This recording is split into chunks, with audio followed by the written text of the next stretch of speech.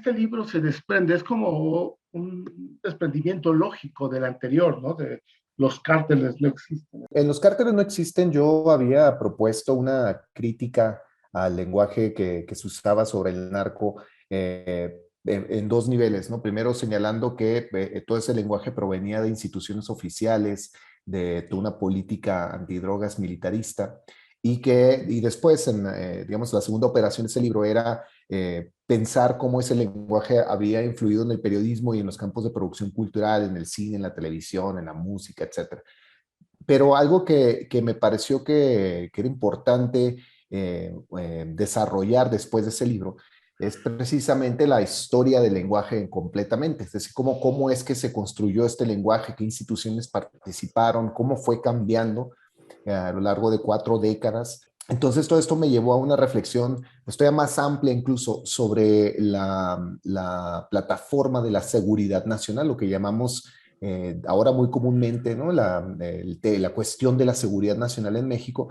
Y la pregunta que yo me hice de orden tipo epistemológico es cómo es que llegamos ahí, cómo es que se construyó esta idea de la seguridad nacional, cómo se intersecta con la cuestión del narco y cómo construye pues todo este escenario de guerra en México. Entonces, La guerra en las palabras, este libro que recién sale, pues es esa indagación de buscar cómo las palabras que fueron construyendo esta idea de una guerra contra el narco en realidad preceden al conflicto armado que estamos viviendo actualmente y además imponen toda una forma de imaginar esta violencia que no se corresponde muchas veces con la realidad. Entonces, algo que demuestro en el libro, me parece, es como, sobre todo a partir de este trabajo de archivo que hice por varios años, es como el discurso va construyendo una realidad, digamos, que se va imponiendo a la experiencia de la violencia que hemos vivido y construyendo pues toda una forma de interpretarla y de entenderla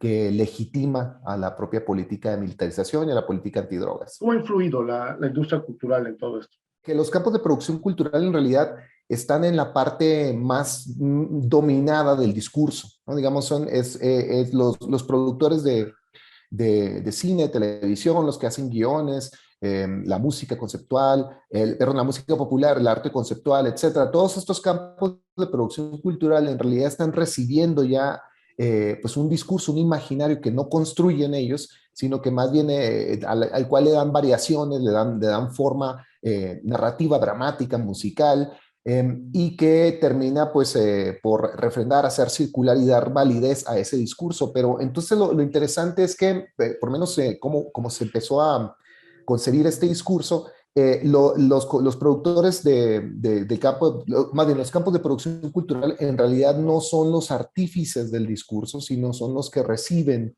ya en última instancia un imaginario de narcotráfico ya previamente establecido y construido primero por las instituciones oficiales y después por el periodismo. Es la operación discursiva final porque ya está aceptado, ¿no? Ya está completamente asimilado el imaginario sobre el narco. Y por eso es que la gente que observa una serie de televisión, por ejemplo, confunde, ¿no? Esta ficción, la narración de una ficción en una serie, con lo real, porque no porque esté muy bien hecha la serie, que puede estar muy bien hecha, sino porque se parece muchísimo y es básicamente idéntico al discurso periodístico, ¿no? Entonces, entre lo que están diciendo las instituciones, lo que reafirman los medios de comunicación que reproducen esa imaginación oficial, y luego después lo que producen las series de televisión, la música y todo esto, pues hay una continuidad, ¿no? Y entonces la gente que lee una nota periodística o escucha un reportaje en televisión y luego después ve la serie,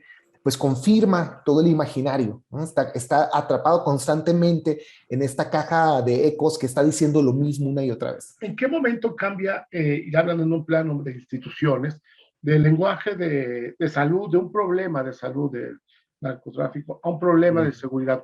¿En qué momento está ese quiebre? A mí me interesó mucho entender esa transición, cómo es que pasamos del traficante, pues sí, residual, desechable, al traficante empoderado, que está en el centro de lo social y que aparece ya nombrado como, por ejemplo, en este corrido de Jefe de Jefes de los Tigres del Norte. Entonces, algo que ocurre y que creo que está más o menos entendido y aparece en cierto trabajo académico, como por ejemplo el trabajo de Luis Astorga, que me parece que es fundamental para comprender todo esto y que me ha informado a mí muchísimo. En 1986, cuando el presidente Ronald Reagan, en una directiva secreta presidencial, designa al narcotráfico como el nuevo enemigo de la seguridad nacional estadounidense. Entonces, ese punto que sí se ha pensado por momentos en cierto, como te digo, en cierto trabajo académico, sobre todo en la sociología y en el trabajo de Luis Astorga en particular, me parece que es muy importante y que había que volver a él. Entonces yo paso un buen parte de mi libro pensando esos años 80, la construcción de este imaginario de seguridad nacional, porque creo que en realidad ahí la historia del narcotráfico toma otro nivel completamente ajeno al del prohibicionismo de la primera mitad del siglo XX. Entonces ya no tiene nada que ver ese traficante con el traficante de los años 70 o hacia atrás, ¿no? Incluso no tiene nada que ver con el de los años 80, el traficante del llamado cártel de Guadalajara, y digo así entre comillas porque es un nombre que en realidad fue construido por la DEA, no por los propios traficantes. Esos traficantes, Miguel Ángel Félix Gallardo, Caro Quintero, Fonseca Carrillo, en realidad eran pues gente, empleados de un sistema perverso, ¿no? De excepción, que los usaba para diferentes operaciones y que los usaba también como una fuente de dinero y de armas, y que pues digamos estaban plenamente integrados a la racionalidad excepcional del priismo de aquellos años. Pasamos de los años 80, cuando Reagan hace esto, hacia los 90, cuando la DEA empieza a circular la idea del cártel de Juárez, porque el cártel de Guadalajara ya está destruido, como el nuevo cártel de la era de la seguridad nacional. Y eso es la tercera parte de mi libro, cuando pienso cómo se inventa, ¿no?, la amenaza del cártel de Juárez y en particular de Amado Carrillo Fuentes como el nuevo capo. Entonces, eso es un quiebre extraordinariamente importante, porque es ahí cuando México acepta esta racionalidad y empieza a hablar como los gringos del narco como un problema de seguridad nacional. Se delega de Estados Unidos y también en lo simbólico funciona porque México, Colombia, se vuelven la personificación de estas figuras, del nuevo enemigo, ¿no? Sí, claro, y ese enemigo es muy importante para la agenda estadounidense porque la fuente de su intervencionismo de todas esas décadas había sido el comunismo global, la lucha contra el comunismo, contra las guerrillas, contra, digamos, esta disidencia armada. Y cuando se acaba toda esa historia, ese relato con la caída del muro de Berlín y después con la disolución de la Unión Soviética, pues Estados Unidos entiende que se va a quedar sin enemigo para combatir, y eso es muy importante en cualquier escenario de guerra. Tú no puedes tener una guerra si no tienes con quién pelearla.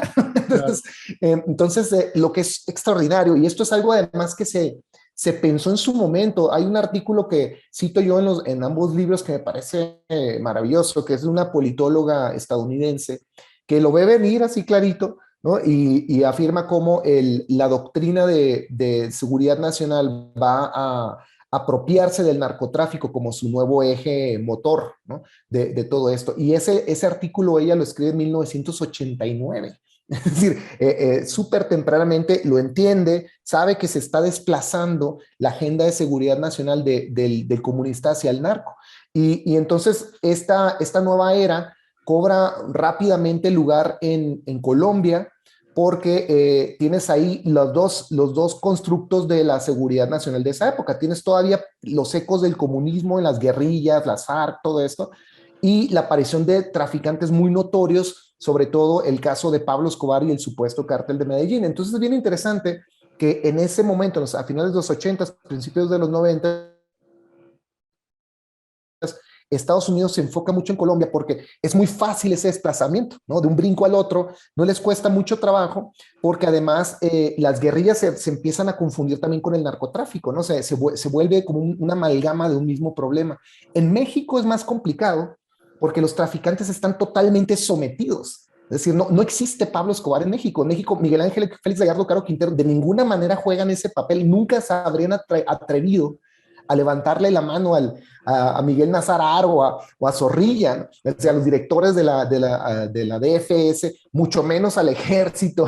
Es decir, estaban completamente subalternizados. Entonces, ¿cómo construyes un enemigo cuando este traficante es tu empleado, ¿no? Entonces, lo que catapulta eso, y esa es en realidad la segunda parte de mi libro, es el asesinato de Enrique Camarena, la gente de la DEA, que digamos cumple, es casi como es la pedrada que mató dos pájaros en la agenda estadounidense. Por un lado, se sabe ahora que la CIA parece ser la que está detrás de este asesinato, porque Camarena estaba entendiendo justamente la relación de los narcos con la contrainsurgencia en Nicaragua y cómo la CIA estaba usando ese dinero de traficantes y de armas para financiar a la contrainsurgencia. Incluso se habla de una propiedad donde la CIA entrenaba a guerrilleros que estaba a nombre de Caro Quintero en Veracruz, ¿no? Hay testimonios sobre esto. El escándalo diplomático que suscitó el asesinato de Camarena forzó en México toda una transformación de esa política de seguridad. Entonces,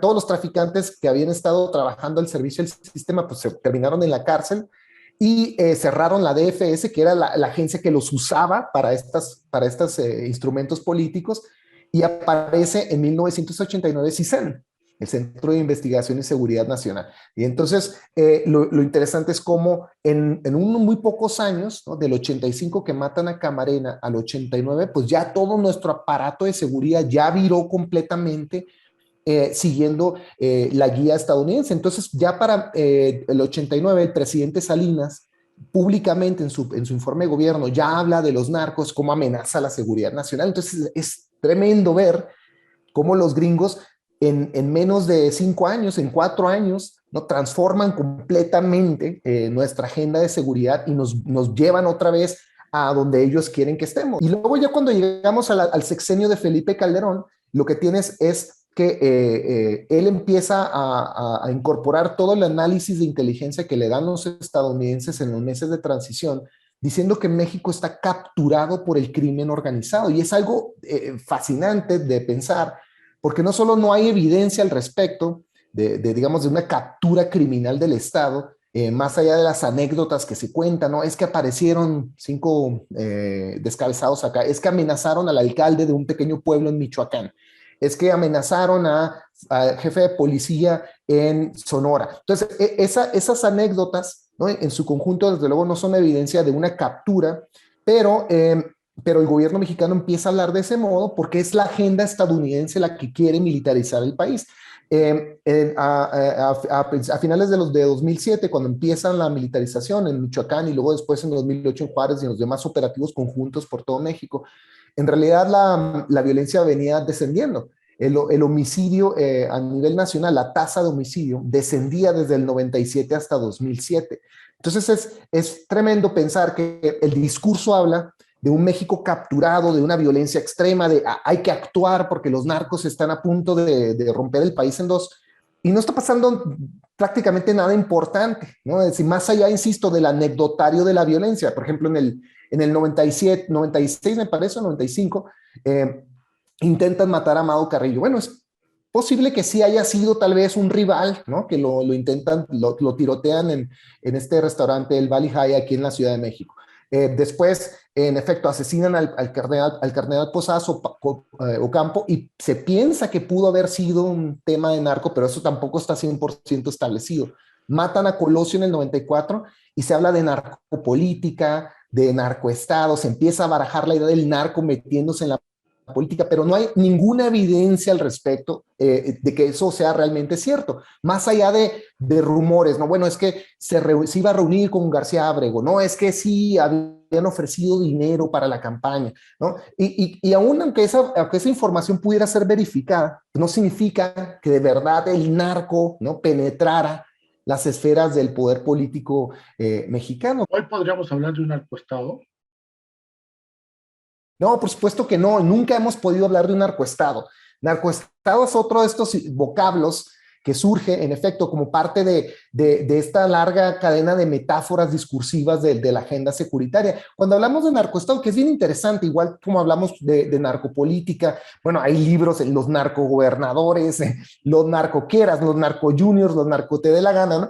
El prefijo narco en realidad, como creo que demuestro en el libro, pues eso es un significante vacío que precisamente su efectividad radica en que se puede utilizar para nombrar o renombrar, para resignificar todo un campo de visión político-social. No existe evidencia de ningún tipo de captura de Estado. El dinero que amasa el traficante, por mucho que la DEA nos venda estas fantasías de fortunas y de imperios, no es gran cosa si lo piensas y lo comparas con lo que verdaderamente reditúa en la economía global contemporánea, que es, por supuesto, la disputa por los energéticos.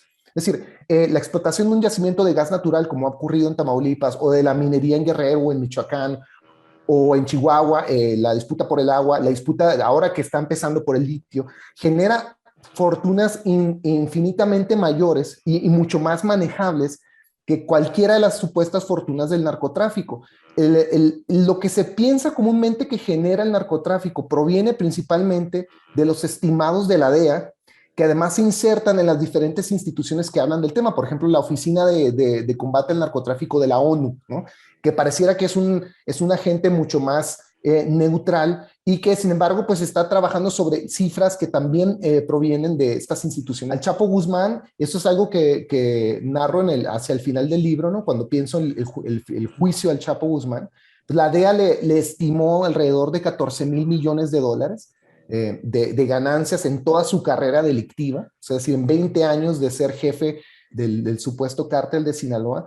14 mil millones de dólares, pues, puesto que es para ti, para mí, para quien vaya a escuchar esta entrevista, pues una cantidad extraordinaria de dinero, pero que pensada en los flujos de la economía global, pues no es gran cosa, ¿no? Digamos, la industria del cannabis anualmente en Estados Unidos ya genera más que eso. Se estima que es alrededor de 20 mil millones de dólares que el cannabis legal en Estados Unidos genera en un año. Estamos entonces hablando de que en un año la marihuana genera más dinero que el Chapo Guzmán en toda su carrera. Entonces esta fantasía de que el narco es el gran imperio que mueve el planeta, es eso, es una fantasía.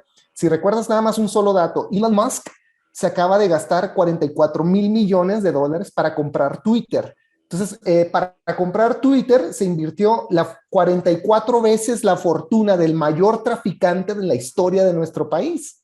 Entonces, creo que tenemos que dimensionar esto correctamente para entender que el traficante y el narco y la industria del narco que imaginamos en realidad es una excusa para avanzar pues esta política intervencionista estadounidense, para adentrarnos en este escenario de guerra, para la circulación de armas, el negocio de la guerra y para los usos políticos instrumentales que se le da a la militarización en México. ¿Cómo lees estas investigaciones? Bueno, sobre los informes sobre lo que genera el tráfico de armas, la venta, el crimen organizado, la misma, bueno, periodistas como Ana Lilia Pérez, sus investigaciones en relación a los energéticos, donde hay partes de incluso el crimen organizado ya está involucrado. En fin, ¿cómo lees todos estos trabajos? No estoy diciendo con todo esto que no pueda haber, digamos, un crimen organizado alrededor del robo de combustible, por ejemplo, ¿no? Se sabe que, en efecto, hay grupos que perforan ductos, que esto que llamamos huachicoleo, pues existe, ¿no? Hay gente que en verdad roba combustible. Pero la propia Ana Lilia Pérez, por ejemplo, cuando habla del saqueo de Pemex, lo que principalmente ella denuncia, pues es un saqueo consensuado por los propios administradores de la paraestatal, ¿no? Es decir, mucho del gran saqueo, en realidad Pemex operaba en las bases navales, en los centros de distribución. No es que llegaban narcos de pronto a capturar la base, sino que los propios trabajadores ya estaban todos de acuerdo, todo estaba sancionado, salían buques enteros, ¿no? Muchas veces el saqueo se iba directamente hacia Estados Unidos, buques cargados de combustible. Entonces, el problema es el discurso, ¿no? El problema es cuando ella dice el cártel negro, pues ya estamos en esta zona de la imaginación securitaria. Piensas que es, sí, gente como, yo qué sé, el Mencho, ¿no? Y un grupo de paramilitares que están de pronto ya llevándose Pemex, ¿no? En sus tanquetas blindadas, ¿no? Y yo creo que esa es la dificultad que tiene que enfrentar el periodismo, sobre todo el periodismo más contingente, el que está pensando estos eventos en la inmediatez, y no caer en la tentación de ese discurso, ¿no? Porque cuando hablas del cártel haciendo tal o cual cosa, pues ya estás en la zona de la imaginación estadounidense. Entonces, ¿qué pasa con eso? Dos cosas. Primero, no entiendes realmente la realidad, porque si al mismo tiempo te digo, bueno, no, es que en realidad el saqueo de Pemex se dio con la participación de funcionarios desde el director de Pemex, que además estaba involucrado en toda la apertura energética y en los grandes negocios de la apertura energética, donde sí circulaban millones de dólares para sobornar a los congresistas, donde Odebrecht, ¿no?